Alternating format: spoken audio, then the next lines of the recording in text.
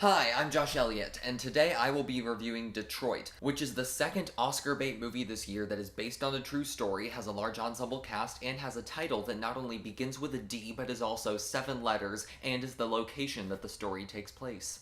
The other one being Dunkirk. So Detroit is directed by Kathryn Bigelow, who won an Oscar for The Hurt Locker, and it's about the 1967 Detroit riots, but it mostly focuses on the Algiers Motel incident, which I did not know was a thing until I saw this movie, but wow, is it important. So the Algiers Motel incident was a situation where police thought that they heard gunshots coming from this motel, and basically there were like 8 black men and 2 white women, and they were all young, and they were all basically horribly victimized and belittled and berated and threatened by these police into admitting who shot the gun, and eventually a few of them were killed. I did not know that this movie was a true story when I went in to see it, and so about 2/3 into the movie, when they started showing pictures from the actual event, I started to tear up. Some really intense, awful things happen in this movie. It's pretty awful to know that some of them actually happened. One of the obvious problems with Detroit, there is no distinct story of what happened, because with all of the different people involved, there is no straight story for what happened. As a result, the movie does have to make some stuff up, and everything that it does make up, it makes up to put against the white police. One of the black people gets shot and killed. The main white police officer, I can't remember his name, but he's played by Will Poulter. He's fantastic in this movie, by the way, one of the best performances of the year so far. He takes out a knife, he puts it in the dead black guy's hand to make it look like he was shot in self-defense. Since I'm not like fully educated on the whole Algiers Motel incident, I can't really comment on whether the movie is doing the right thing or the wrong thing by villainizing the white police more than they might have actually been in real life. So Detroit is a phenomenal movie, for the most part.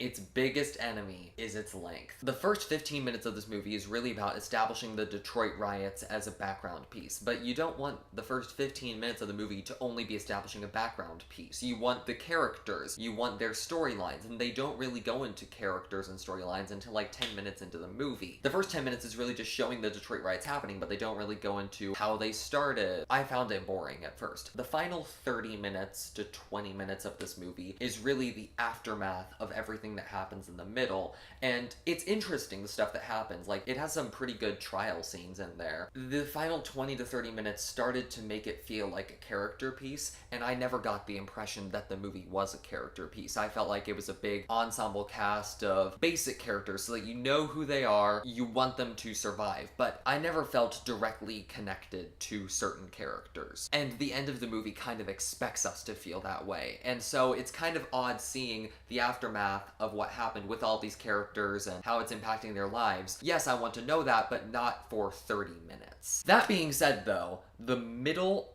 hour of this movie is the best hour of film of 2017 so far.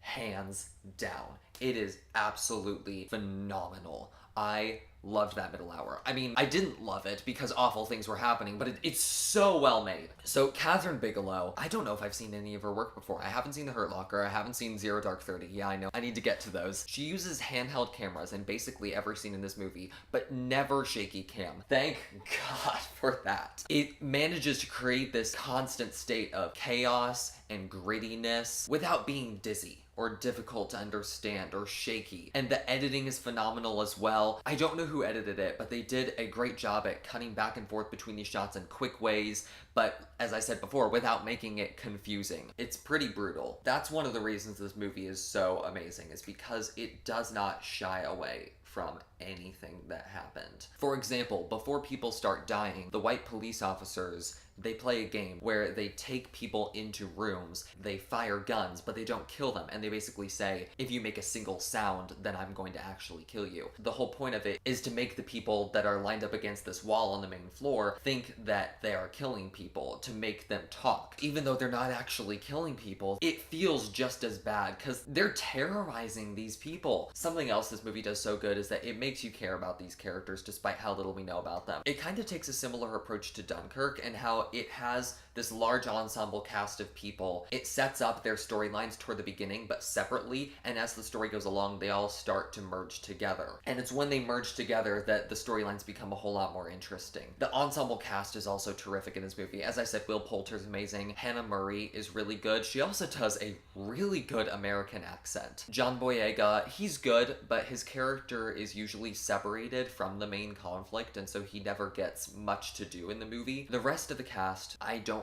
really know any of their names, but there was not a single weak link. I can definitely say that. Everyone in the cast did a great job. This movie was made for the SAG Awards for Best Ensemble Cast. There pretty much isn't anything more that I can say about this movie that is not just, it's so important. It could not have come at a better time with the whole police brutality thing going on. Yeah, it did make some stuff up. It also has a slow beginning and a slow end, but wow, that middle hour, haunting. Some of the things that happen in there. It's gonna stick with me for a while. I said it earlier in my review, but I'm gonna say it again. I genuinely started crying when I found out that this was a true story, because I did not know it until like 2/3 into the movie, and it devastated me to find out that the things that I had been seeing for the past hour actually happened to people. I'm gonna give this movie an 8. You should go and see it. You should go look out for it during Oscar season. It's a really great movie. It's a really important movie. Catherine Bigelow, amazing job. Great cast, great movie. Be sure to like and subscribe to High School Film Nerds. Leave a comment, tell me what you thought of Detroit, tell me what you think of our reviews, any suggestions. Thank you for watching.